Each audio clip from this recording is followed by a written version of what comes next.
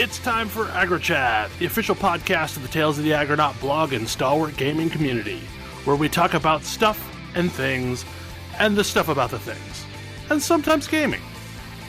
I'm Belgast, and let's start the show. Hey folks, it's that time again, time for another episode of AggroChat. This is episode 336. Tonight I'm joined by Emo. Hello. Ashgar. Hello. Kodra. Hi. And Tam. Hello.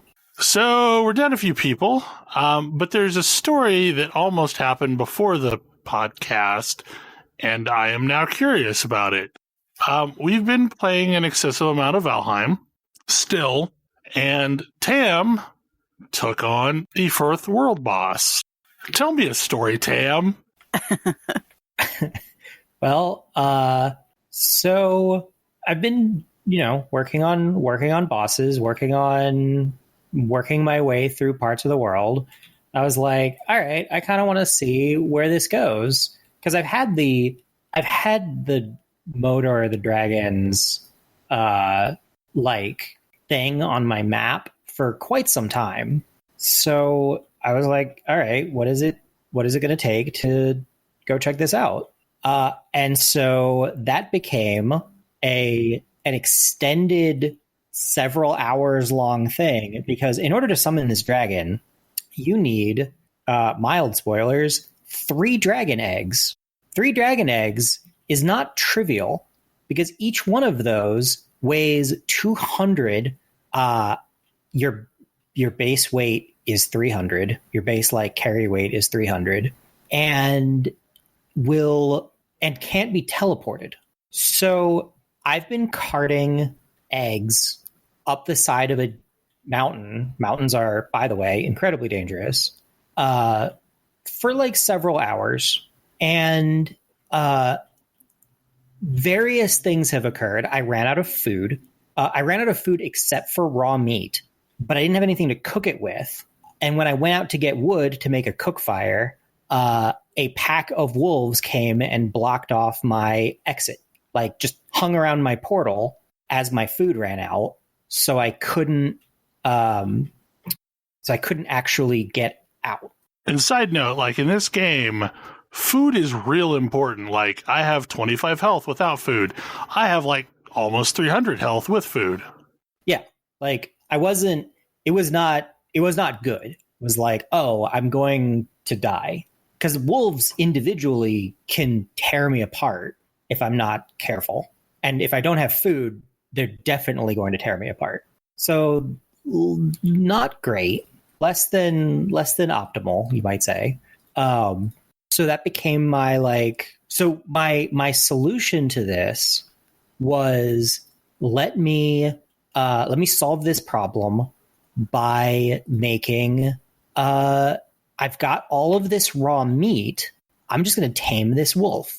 So I just sat up on top of a stone tower for quite some time, building it up from atop it. And wait, did you have a stone carver somewhere there? Well, I had built one because I was starting to build this. Tower, and the pack of wolves came down and attacked me while I was working on the tower. So I'm halfway up. My food is, I wasn't using food while I was up there because I was just building. I don't normally have a ton of food when I'm building, and just start throwing raw meat down to these wolves in the hopes that I can get them out of my face. Which meant that sometime later, people were like, why is there a tamed wolf up here? Mm-hmm. That was me. I was like, how is there a tamed wolf? Because I was about to go kill it. I was like, oh no, a wolf in the mountains, time to fight. And then it wasn't fighting me, and I was like, is this a glitched wolf? Because that's the thing that happens in this game, is there are enemies that can be there, and you see them, but no one else does, and yeah, they're glitched out. That's a recurring bug we've been running into in our server. Well, and also, it could have been one from Village, because I did this thing on purpose and went up into the mountains earlier this week and tamed 2 wolves, actually, And it's only because 2 happened to be chasing me at the time. I wasn't purposely trying to get multiple wolves, but then every time someone's been to my base this week, the wolves say they're hungry, so they feed them. And if you feed the wolves and make them not hungry, and there's 2 of them, they make more wolves. So there's an excessive number of wolves running around that are tame. Bob Barker would like to have a word with all of us.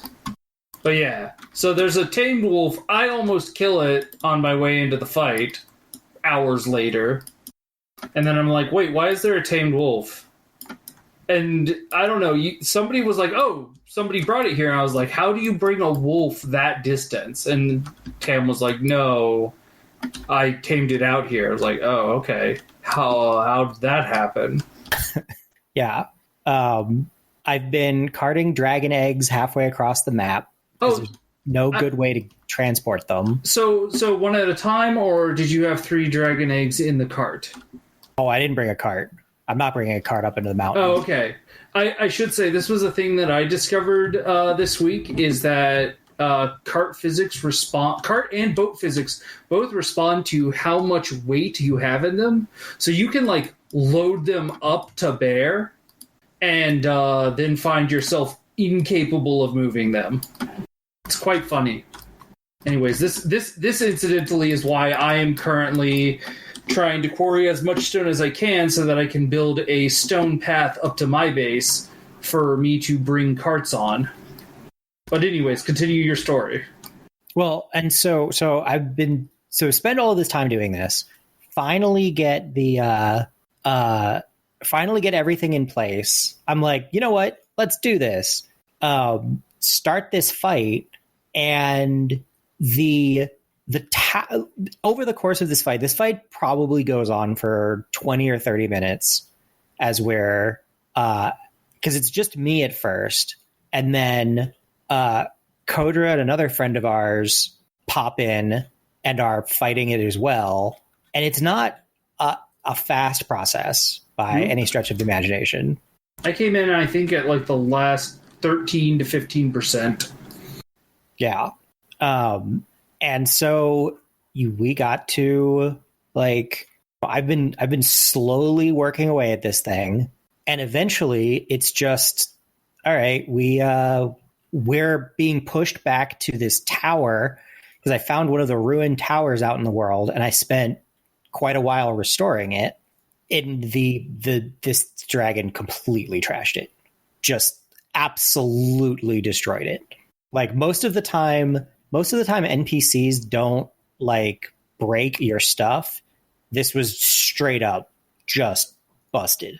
And this is exceptionally impressive because it was stone. Stone is especially not supposed to break that easily. But dragons be dragoning. Yeah, it was rough. I mean, I've watched a troll knock down a stone tower, so like it is doable, easily doable by NPCs. Yeah, well, and this dragon was breathing for like 400 damage from its breath. Which, you know how Bell said he had 300 health with all that food? Yeah, that's about right. Dragon breath gonna get you. So like, I feel like I had a vastly different experience with this thing, but I think I also glitched it. Oh. So I spent 20, 30 minutes just dodging furiously and whittling it down with bows, and then at some point it landed and it started screaming at the sky. And I expected that was going to be like some super attack or something, but nothing really happened. And then it went back to trying to breathe fire, but like breathe fire from the ground. So I ran up around behind it and ended up hopping on its back. And while sitting on its back, I could swing at its head, but it couldn't actually hit me. And it didn't seem like it had the AI to be able to knock me off. So like for the last half of its life, after 20, 30 minutes of plinking at it with arrows, I swung at it with, I think at that time I was using an axe, and eventually whittled it the rest of the way down. Nice. Because I think partially I was just getting tired of the fight, and if I was going to die, I was going to die. because it took forever to kill the thing. Oh yeah, that's definitely true. This game definitely feels intended for multiplayer. So, you know what I have to say? I have seen a lot of people talk about playing Minecraft on modded servers and like all of the various fun mods they like to do. Never really understood exactly what was going on there, but I'm absolutely in for like new modded Valheim experiences once that starts getting going. Oh, just like vanilla Minecraft now as a server is fun as hell. Because there's a lot more going on than there used to be. Today, I found the Mistlands. How's that? The Mistlands are terrifying. They are not populated with anything, and they're still terrifying. That seems concerning. How are they terrifying if they don't have any enemies? So, you remember the Aragog scene from Harry Potter? Yeah, that's going to be our future in the Mistlands. Why? I hope it's going to be spiders, isn't it? Yeah, it's going to be lots of spiders, like tons of huge webs. No, there was the one hope that this game would not have spiders. No, and there's giant skulls on the ground. That? I don't know what the skulls are from, but there's giant skulls on the ground too.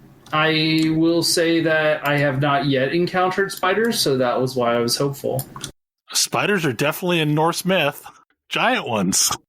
So yeah, like there's 3 biomes supposedly in the game that don't have anything in them yet. There's the Mistlands, which is, I guess, what's going to be the next content drop. And then there's something called the Ashlands and the Deep North.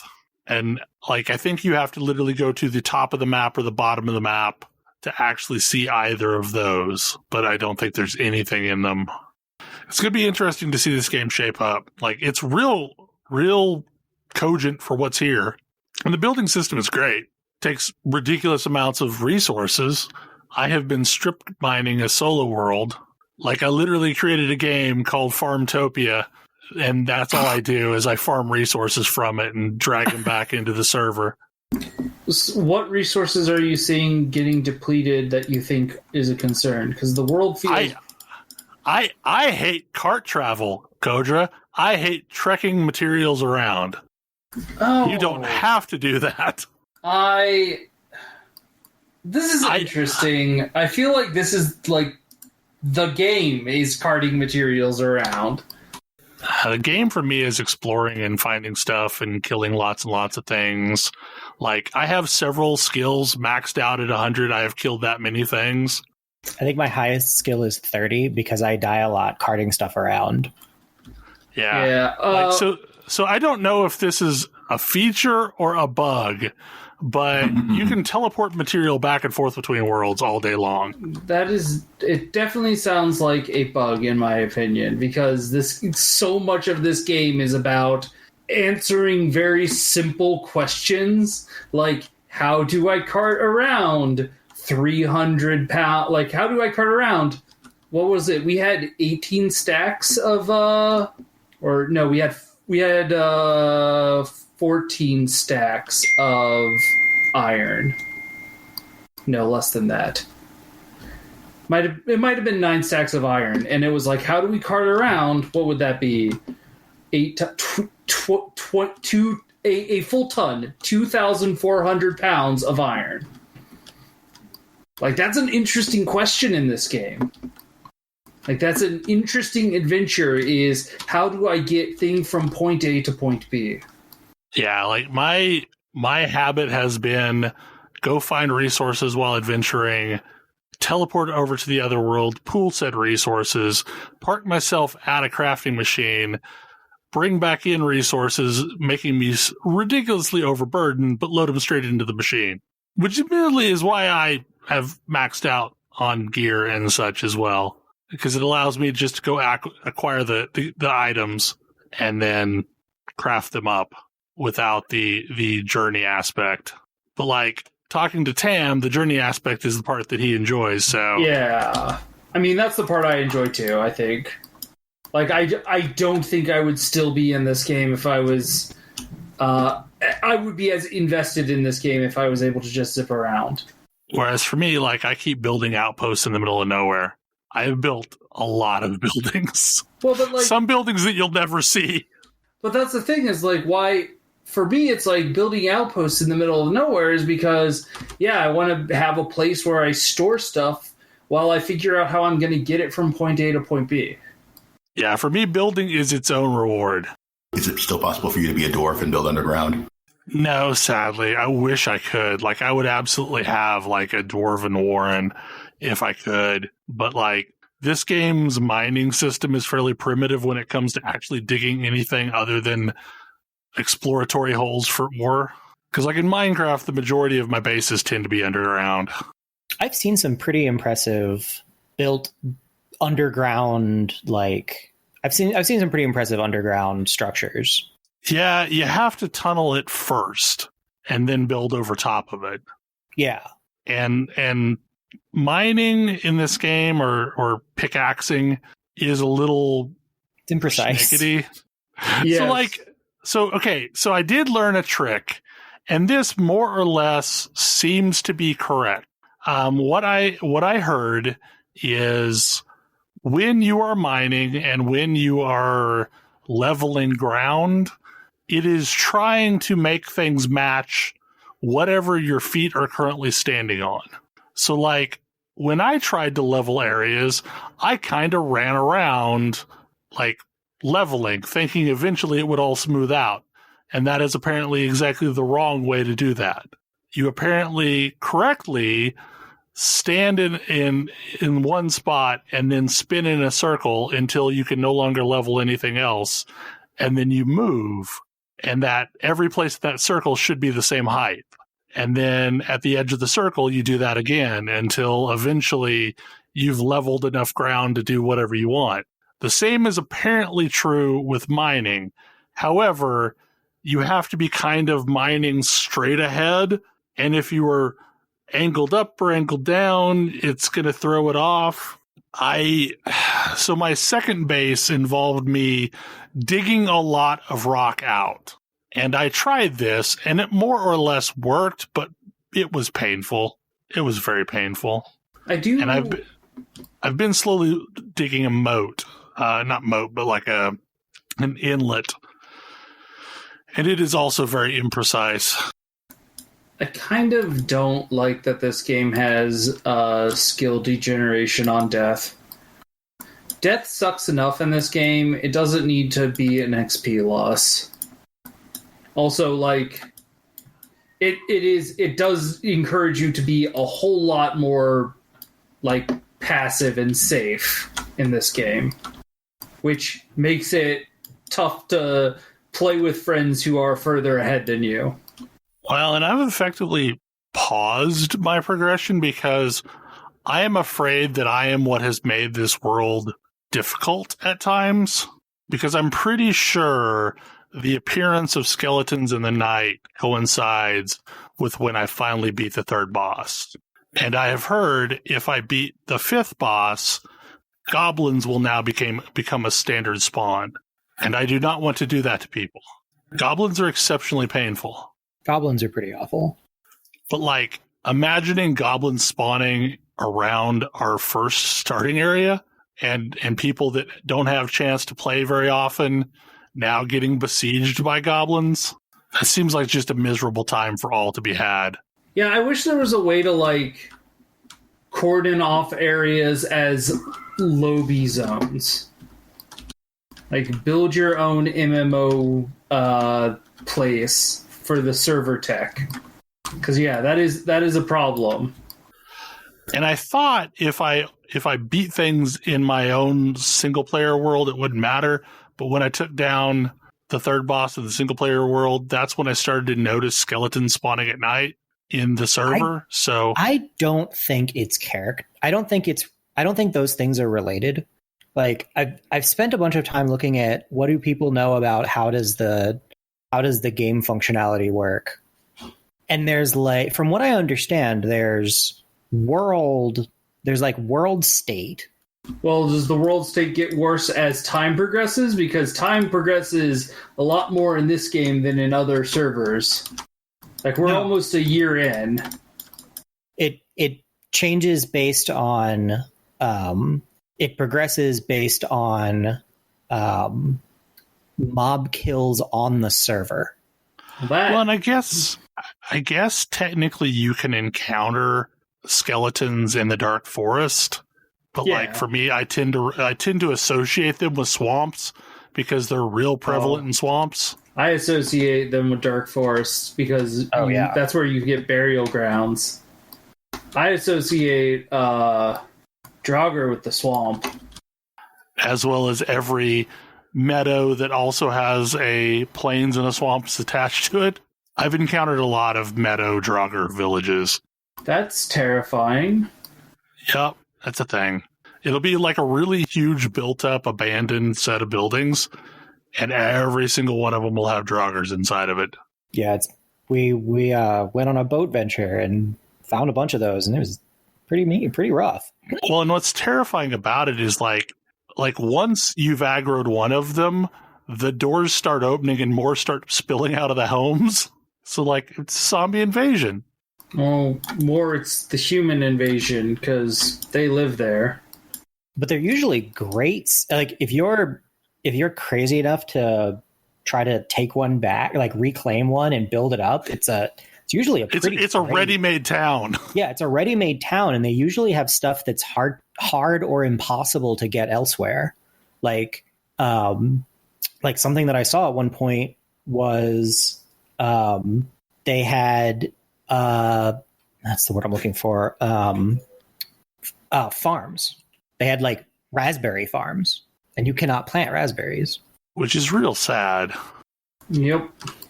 One of my new miserable adventures has been trying to build a reasonable stronghold in the plains so that I can farm the couple of things that only come from the plains.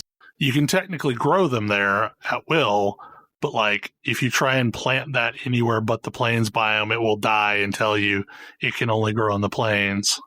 And one of those is kind of a gate for a lot of the stuff that someone would want to create in the highest tier of stuff.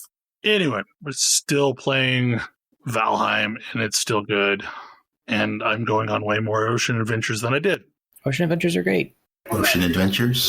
You can make boats and go boating, and boy, there's cool stuff. There's cool stuff to find on in those places. I really enjoy, like, that's actually probably one of my favorite things to do in this game is just get a few people and load up a boat and sail where the wind takes you. The wind never takes you anywhere you want to go. I would agree. The wind is always going the opposite direction I want to go. It's not to say that I haven't found very interesting things. It's just, it's not the direction I wanted to go usually. Especially when I'm going home. The wind never goes in your direction when you're trying to go home. It's very... I think that's in part why I've built so many portals around the world, is so that I can go home whenever I need to go home. Yeah, but you still build a portal so you can go home when you need to go home, but this is the boat venture part is now I need to haul back a whole bunch of stuff that I found. Without sinking my boat? Without sinking my boat, but also I can't teleport any ore or certain items, like dragon eggs. There are items that block you from teleporting. And yeah, this is back to I don't think I would enjoy this game as much if it didn't like ask me to figure out how to get home with the things.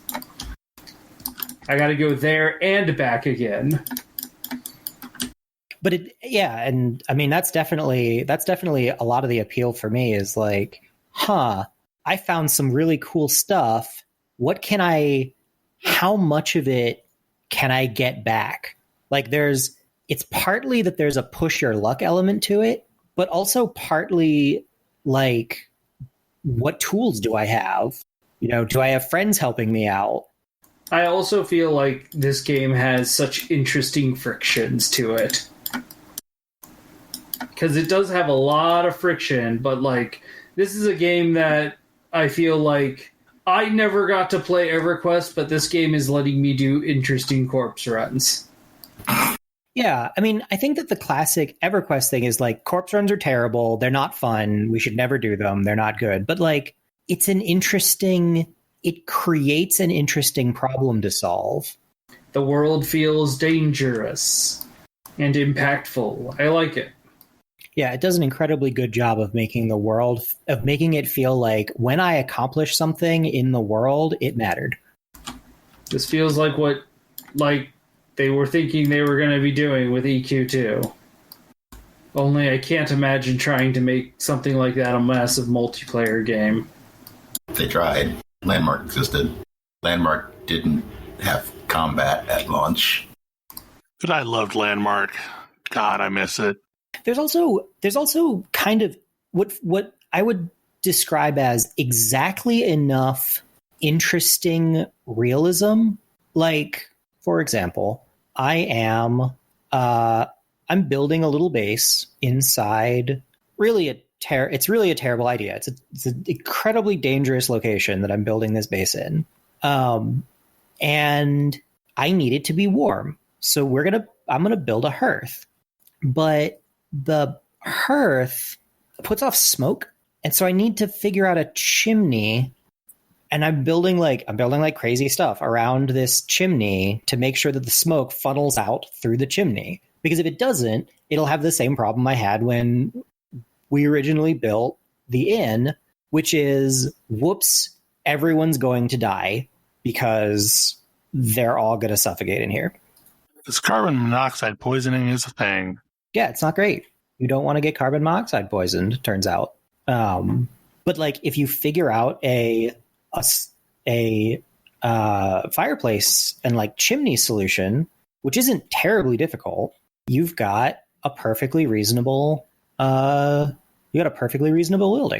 And there's something really satisfying about solving these like, basic architectural problems that humanity has figured out for generations. But like, how do you do this? Well, and their smoke physics is really good. Like, it doesn't back up if you have some way of letting it vent. Like, yeah. I've got this pavilion in the central courtyard of one of my bases, and there's like a massive hearth in the middle. But like, when I built the final tier of the ceiling, I left just enough of a gap to where air can move through. So there's this column of smoke going up into the rafters, but then it billows out on either side because there's a path, and it doesn't back up and make the entire pavilion smoky. And it's impressive that the game is modeling that behavior well enough. Yeah. Or like, a thing that I've done a lot recently is I'll replace one of the floor tiles with a piece of stone tile, and then just use like a traditional fire ring in a place. And then on that corner of the building, instead of having a full wall there, I'll just have one of the half walls, so that there's like a little bit of a gap, but it's enough for the smoke to escape through that gap and not fill the entire room. Yeah, I find building, and I think that this is something that I didn't realize I wasn't that enthusiastic about in Minecraft, but I find building much more compelling here. I find building also interesting. This is another bit of that interesting friction where I actually can build wrong. Like, I need to build something that has support, and I can't just put impossible physics things in, or else they will collapse. And I have to ask myself, all right, what should I do about this stupid roof so it doesn't cave in? And also, like, my discovery this week was I was gathering a bunch of wood to keep in my building, and so you can build wood piles. But wood piles exposed to rain will rot.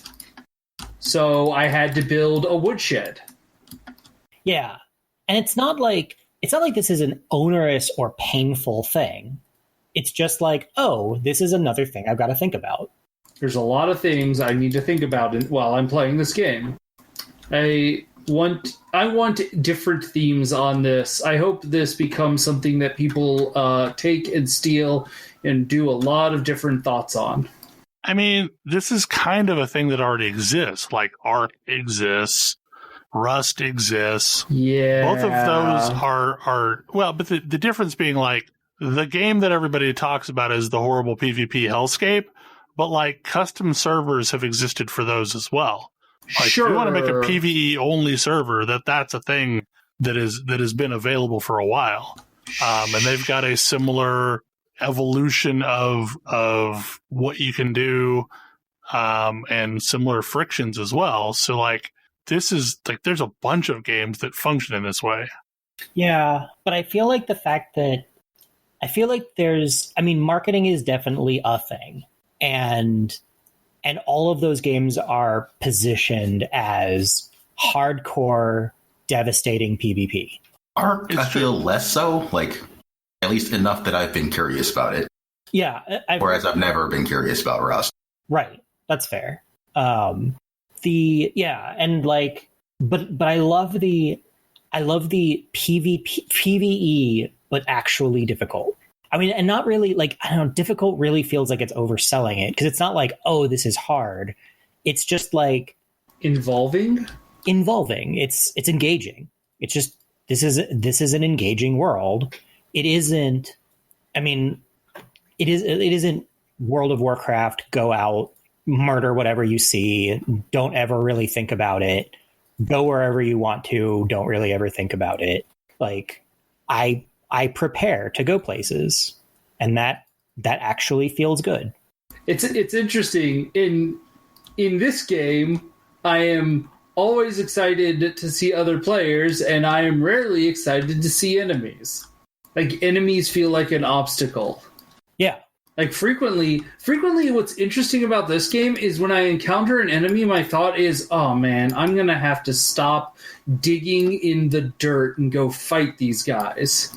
Because I'm really excited about the digging I'm doing right now. Whereas as soon as something gets within, like, range of my base, I jump the wall and go attack it. I've set up a nice little shop. I've got this big hunk of copper I'm digging my way through. And then here's some Grey Dwarves coming to be annoying. Grey Dwarves are annoying. Like, at one point they were kind of a challenge, but now they're just a nuisance. And there's always, like, 7 of them at once. But you still gotta stop mining to deal with them. Yeah. They can do just enough damage to, like, put you in a world of hurt if you're not paying attention. Okay. We've probably talked enough about Valheim. Yeah. Haven. Tell me things about Haven. So, okay. So I've been on a continual quest to find games I can play with my fiance. And I remember this one. Yep, me too. This is a co-op game, the co-op RPG thing that I saw at PAX. Yeah. And I had forgotten about it. And so, and like dug it up because I was like, oh, right, this thing. What is there anything like, let's try it out. Let's see. It is a super, super charming little game. I really love the writing. I love the gameplay is like, it's not the most technically complicated thing ever, but that's fine. Like, I don't need it to be a like mechanics, like the fact that it's not mechanically that complicated is a benefit. It's like that's a bonus to me, because it's like, okay, this means it's something that I can actually play with my fiance, without, like, who doesn't really play some games, but not like a ton of them, without it being frustrating. And the premise is it's like this weird dystopian, you are fleeing, you're like fleeing arranged marriages, Like the two characters are in love with each other and are fleeing this dystopian arranged marriage. And like, it's kind of interesting. They go out and they've found a planet that nobody else is on to go and, be a part of. Most of the gameplay is it's like part visual novel where you're just like chatting. You kind of have this base ship thing that is your kind of messy home. And then you've got like anti-grav boots where you zoom around this alien planet, finding stuff to eat, finding parts for your ship to try to fix it, all kinds of stuff.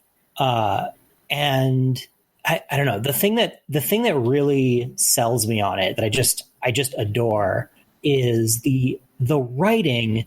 There are so few good like relationships in games. Like games are just not good at that. And so, and normally the most, advanced or fancy they get is the answering the will they or won't they part, not the what happens next.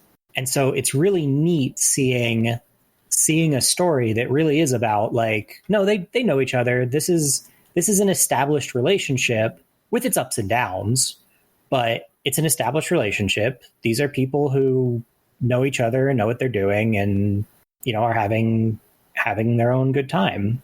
It manages to be sexy without being objectifying, which I have a hard time finding in media, much less anything else, much less video games.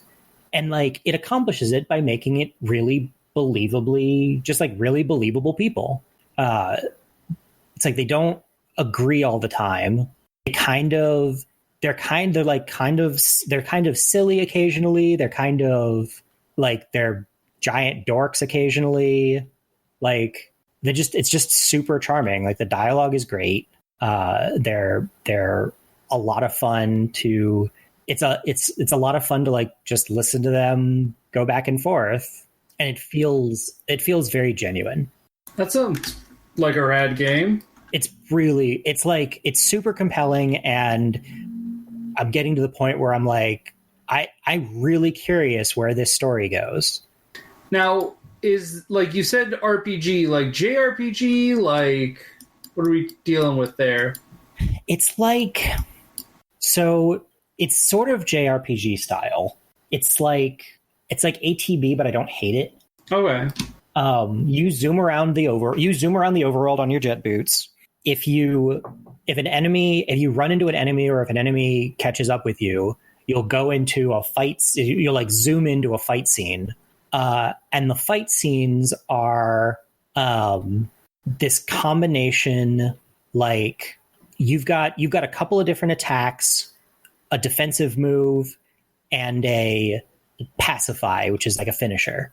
So when you knock enemies down, like when enemies' health is all gone, they go down. They'll stay down for a little while if you want to pacify them while they're down. Okay. And different enemies have different weaknesses. There's a like coordination. You can do like coordinated attacks, which is a big thing, which involves both people being able to get the timing right. And it, takes a few false starts, but then once you get it, you're like, yeah, we can smash stuff for a bunch of bonus damage. It's got some interesting like snowboarding-ish mechanics going on as you chase like trails of energy to power up your jet boots. Neat. You're exploring a bunch of little vignette spaces that are like little floating rock islands. But yeah, it's super charming. It's unlike a lot of games I've played.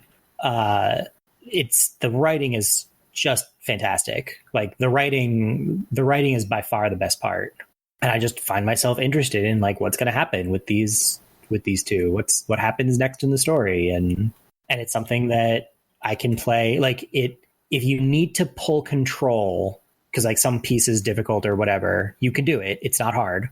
The game does a really good job of letting you kind of play together without forcing somebody. Like, you can play together with wildly varying skill levels without it feeling like one person is holding the other one back or dragging the other one along or whatever. Which is nice and uncommon. So is it kind of like a branching story thing? Or are there like different choices and like will the story take different like turns? From what I can tell, it's more like the story is more linear.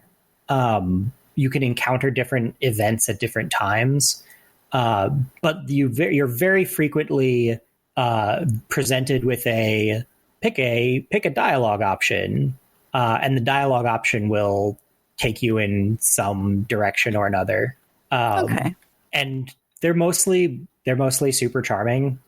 Yeah, because I think I remember seeing this in like the demo. I didn't try it, but like it looked like it was just really kind of different and unique, and the relationship aspect sounded like it was cool. So if the writing is good, then that's really good to hear. Yeah, like the writing is, I mean, the writing would make or break this game, and it does a very good job. Like, I've been consistently impressed by the writing. It does a lot of little detaily things that really like pull out the characters' personalities. I especially love the loading screen. Like, this is a game where I love the loading screens. But the loading screens all have, it's just like little illustrations of the two characters just doing stuff. It's like, what random day-to-day thing are they doing? And they're cute, they're fun. They're sometimes like kind of winkingly crude, but like other times they're super sweet. And they're just like, it's just like a little image that's captured, and it manages to never be, like I was saying, like it manages to be it's not doing the eye candy thing. It's not doing it's not doing fan service. It's just like, hey, here's two people in a healthy relationship. And like, this is what that looks like. Mm-hmm. I'm a big fan. Nice. Cool. Thank you. So I think this one, the list got shuffled. Something that came out this week that I've been playing around with is the demo for Outriders. Oh, I'm very curious about this one. And it is a looter shooter from People Can Fly, which is the folks behind Painkiller and Bulletstorm, and I guess they worked on Fortnite as well. So the demo is really short, but it allows you to kind of get in and get a feel for the game. And ultimately, like, to cut to the chase, I was intrigued enough that I went ahead and purchased, and it comes out in April. Do I think it is going to be the next big thing in this genre? I don't know, but it's doing enough interesting things that I wanted to see where it would go from here. The narrative is well, first of all, the narrative is there. It's not Destiny. First of all, it has one. It has a narrative. The story being told is kind of like, I don't mind it, but it's also kind of Mad Libs for science fiction. Because like, there's a lot of things that's in this story that I've seen in other forms, and it's kind of mishmashing a bunch of things that basically the summary is something has happened and we've destroyed the earth. You get hints that it's basically we have used up all the natural resources on the earth, and everyone is now fighting for the remaining scraps of resources. As a result, a colony ship program has happened, and there are 2 colony ships that leave the earth, but like on the day they were launching, word gets out that this is a life raft off the earth, and there's much fighting, and but you get into space, and while you're in space, one of the ships malfunctions and dies, crashes somehow, and there's a single colony ship. So you go across the galaxy in cryosleep to a world called Enoch that looks on all the charts to be perfect. It is a Gaia world, and you're part of a group called the Outriders that is kind of an expeditionary force that goes down to the planet first to see, is it really what we think it is? Hint, it looks great for the first few minutes, but the planet is impacted by these storms that they just refer to as the anomaly. And sometimes when this storm touches somebody, it just causes them to disintegrate. Other times they're changed. So one of these storms happens, and your character gets touched by it, but doesn't die. But also in the ensuing madness, there's a firefight, and your character is damaged. And one of the NPCs puts you in a cryopod in order to come back for you later. Later is 30 years. And please note, like, I'm not going very deep into the story because, like, this is the first few minutes of the story. So the planet that they arrived at, they never figured out a way to work with the anomalies. They never figured out a way to contend with, like, the crazy wildlife. So you have the last remnants of the original force fighting this insurgency that are really sadistic. And when you first come out of your pod, you're intercepted by one of the quote-unquote bad guys. And there's a whole sequence of events as you try and figure out what's going on. And you eventually make it back, and the person who threw you in the cryopod is now the leader.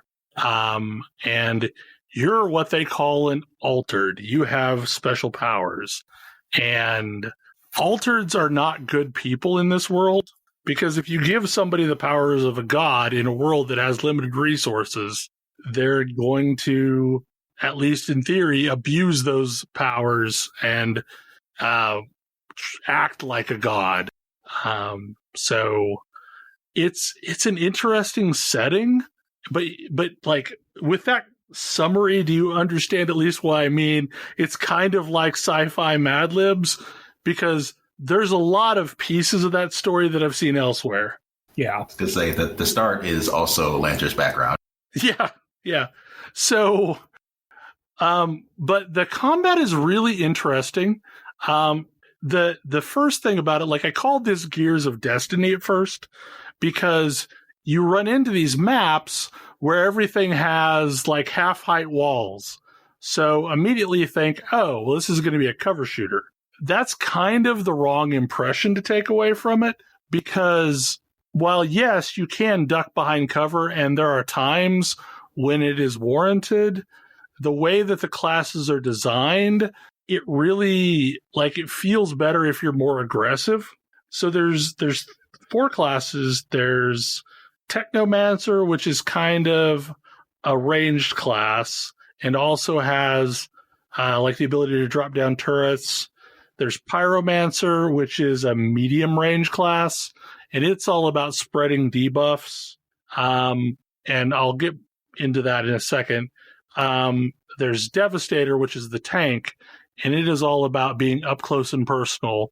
And they have more armor, but, like, it's not just that they have more armor, it's that the abilities that they have are all earth-based, and they allow them to have more sustain out in the field. And then there's the Trickster, which is up close, up personal, assassin-type character, but has, like, time magic and can slow things, which allows them to like, more safely navigate between targets. Did you like the Vanguard? The Vanguard in ME3, like that's what the Trickster reminds me of. I don't know. Like, I didn't play much ME3 multiplayer, but the Devastator is what I ended up going with. It honestly seems like a very me class. because it's very run and gun, get up and close in people's faces. There's a mechanic in the game that every class heals themselves based on something. So Trickster and Devastator both heal when they kill a target in close range. The Technomancer just heals themselves every time they deal damage. They're pretty versatile, but it's like they heal themselves less than the others do. So, like, when I say I heal myself, when I take out a mob, I'll heal back like a quarter of my health. So, if you are doing the thing that causes a heal to happen, you have significantly more staying power on the field.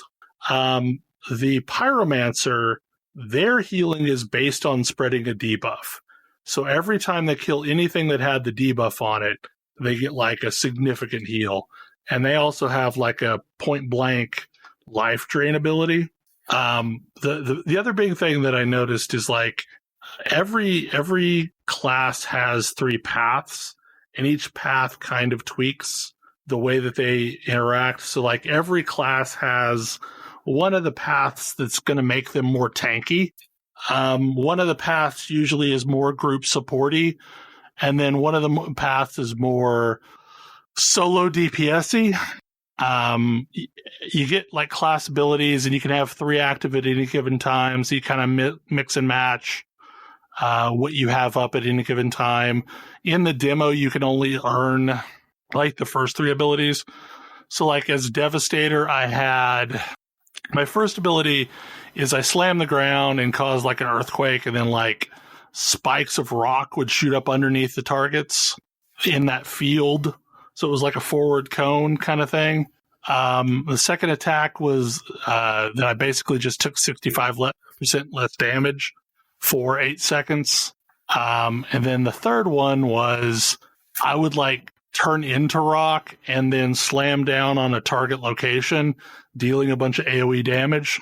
But it also served as a really good gap closer and a good interrupt. I don't know for certain what some of the other abilities are that the other classes have. But I also noticed that like gear, once you get blue or better gear, you start getting Diablo 3 style item affixes where like they affect your abilities. So like I had some that like increased the cone size of my Earth Spikes attack. It was like on a pair of shoes that I had. So it seems like the builds eventually are going to feel a lot like Diablo 3 would be, to where you're trying to exploit some function that you want to do, and your gear and your spec and your abilities all kind of blend together into that same style of play. It does look like they put some thought into challenges of group play though, because when you heal, it's based on a debuff that gets placed on the target. So like if I'm in close range with something and I start attacking it, it ends up with this debuff that belongs to me. And if that target dies from any damage, I get healed from it. So in theory, if we're in a group of 4 players and everybody's doing their thing that causes healing and a target dies, we would in theory all get healed from it. It's not a last hit problem type situation. Nice. The world feels really fluid. Like the game engine is beautiful, but like it's also extremely optimized. I was running at 4K, ultra settings. Everything was flawless. Movement was great. I mean, this has been delayed several times. So in theory, like the delays were on purpose and they've had time to work things out. It's very ability focused. Like your abilities kind of like, this is the thing that I know, Tam, you didn't like over Destiny, is your abilities weren't as important as your gunplay. It felt like to me that my abilities were every bit as important as my guns. It's third person behind the back. Your guns are pretty auto-aimy. So it allows you to kind of be moving constantly and dodging constantly and getting in and out of combat. but like the camera view allows that to happen without giving me motion sickness. But it's not dissimilar to like some of the things that happen in Warframe where you're going in and out of range of targets. One of the things that I like the most about it is actually one of the things that back in the day I loved about Painkiller, which is the first game they created. The game is really good about setting up these situations where there's a bunch of frenetic action, but then there's a pause, and it gives you a reason there's a pause. Like you either need to go open a door, or you need to clear a barricade, or you need to do something, but like there's this time to regroup, loot whatever you want, search for anything interesting in the area before engaging the next pack. And I greatly appreciate that. Like I like that flow to where it's not all the time. I can take a breather in between rounds because like during a given round, there's a lot of stuff going on. There's a lot of different mob types that you're dealing with, some that you need to interrupt. I don't know. Like I'm impressed so far. Like, and I talked about this on the blog and in our private chat channel. Like the only disappointment is the character creator. Character creator's got problems. Dear people can fly. Stop tying skin color to face type. Yes. It's not quite as bad as New World was, but it's still pretty bad. Yeah, it's not good. It's not good at all. It's disappointing. I mean, like, really, it's just disappointing. Because basically, like, and I posted a picture of this on my blog, but, like, you can set the slider to the darkest possible setting, and the results are vastly different depending on the face.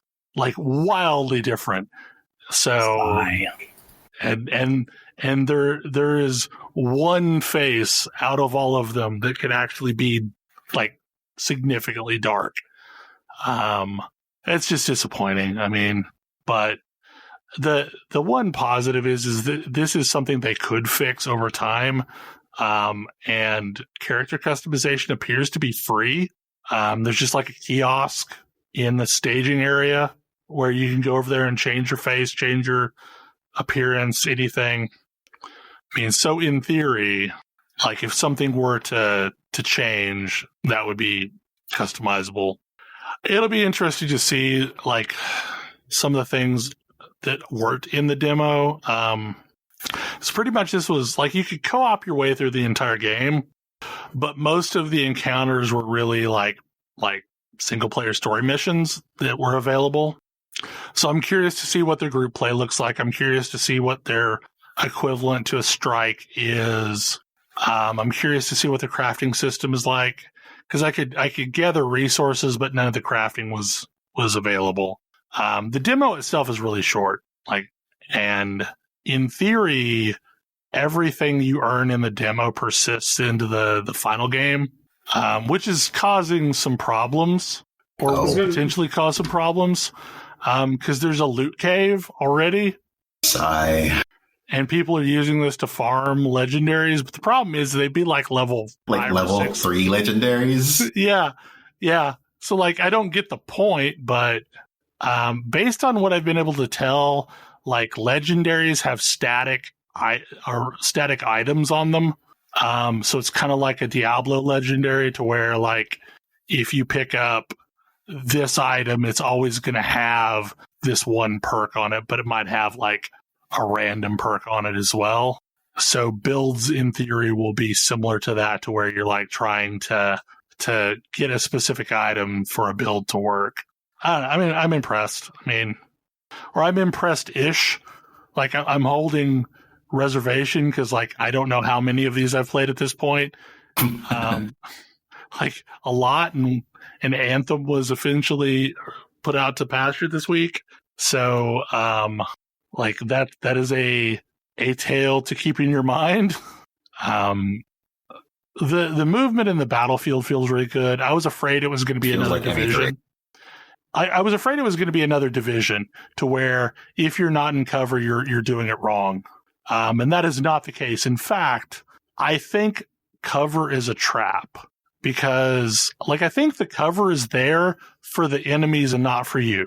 to make it challenging and make you have to actually go around the battlefield flanking enemies rather than just sitting behind cover and headshotting them. I mean, like, that is a support role that somebody could play in a group. Absolutely. And the fact that you've got like these little action sequences and then like a phase where you can like regroup would make someone in an Overwatch role really effective. But if you're solo, the enemy is really good with grenades and such. So you're like cover doesn't feel that useful. Like, I'm constantly having to duck out of it. By default, it does the double tap a direction to dodge. I don't know if that can be changed or not, but like, it's not egregious so far. So Ash, have you been playing it as well? I've been trying it a bit, like even mostly during the podcast.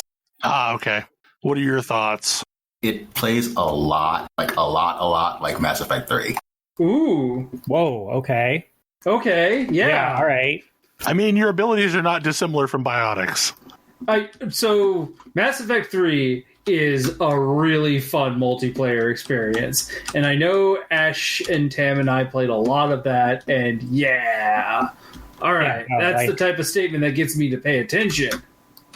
You had my attention, but now you have my interest. Yeah. Yeah, like I don't know Mass Effect multiplayer as much as y'all do, but like I mean it feels vaguely reminiscent of what I remember from playing it. The fact that you have to stay aggressive to like keep your health up is very different, though. I mean, that's definitely a thing that like I was not expecting. It took me a while to adjust to that. But I also think maybe that's going to feel a little bit differently in a group, given that you won't have all the hate on you. What class did you end up going with? Technomancer. I've played some Technomancer and I've played a lot of Devastator, but like I don't know anything about Pyromancer or Trickster. I mean, you can the content is really short. Like, there's a bunch of missions that you can do over and over and over if you really wanted to. But I mean, that is a thing that is interesting. It seems like everything is repeatable. Like, if you want to rerun a mission, you can just rerun a mission. Yeah, I noticed when I started the game, it's set up a bit like Diablo 3 story mode when you try to do that. Like, do you want to start at this point of the story? Yeah. And you can kind of warp around the map a little bit once you've unlocked areas. And after you go through an area, like, additional quests will open up that weren't there when you first were there with the story. Like I helped out a badly wounded soldier, and she asked me to do a mission that was related to that, and that involved basically like there was a portal door next to where she was that I went in and it launched the mission. Portal is in the generic term, not like an actual portal. I mean, like, I would say download the demo. It's available pretty much on every platform. Steam if you're doing PC. It's on PSN. It's on Xbox Live. I've heard there were some issues. Squares, so I think it has crossplay. Yeah, it's crossplay. Cross save, I believe. So, because I unfortunately played Avengers, everything was already set up on my account to play this one. I did not play Avengers, but it didn't really take a lot of work to get it set up. I mean, Avengers was a good story that was too short. I enjoyed the story. But, I mean, I don't know. Like, I liked the games that People Can Fly have created in the past. I actually liked Bulletstorm. I thought it was basically a better version of Duke Nukem. I think that's a pretty common opinion. It wasn't near as cringy. That's hard to not be. Yeah. Anyway, yeah, I mean, like, I would highly suggest trying it out. I don't know how long the demo runs for. I mean, for all I know, it may run until launch on April 1st. But I did think it was weird that some progression carries over. I don't know exactly what that means. There is a screen that tells you that you can level up to a certain point. You have a cap on the resources you can carry over. And you can do, like, the first area's missions or something. There's definitely a point in the mission that you get to where basically, like, it rolls. If you like this, try the full game. Here's a pre-order screen for your convenience. I do like that. I'm really interested to see what multiplayer feels like, and I don't know what multiplayer available like activities there are, or is it just repeat a mission in multiplayer? But like, I'm real curious to find out what that's like. I mean, if it's as good as the single player, it'll be good. I'm running around with an assault rifle and a shotgun, and it seems effective for a up close personal combat style. I am deeply confused as to when we should be stopping tonight because we got a late start. Have we hit time, or are we still have enough time for a topic? That's a good question. Gotten pretty close to time, I think. Okay. Yeah. Well, we'll go ahead and wrap it up here, and we'll continue with the next topics next week. But yeah, like if you've got access to Outriders demo, you should totally download it and play it and see what you think for yourself. And on that note, hopefully you enjoyed the show, and we will see you again next week.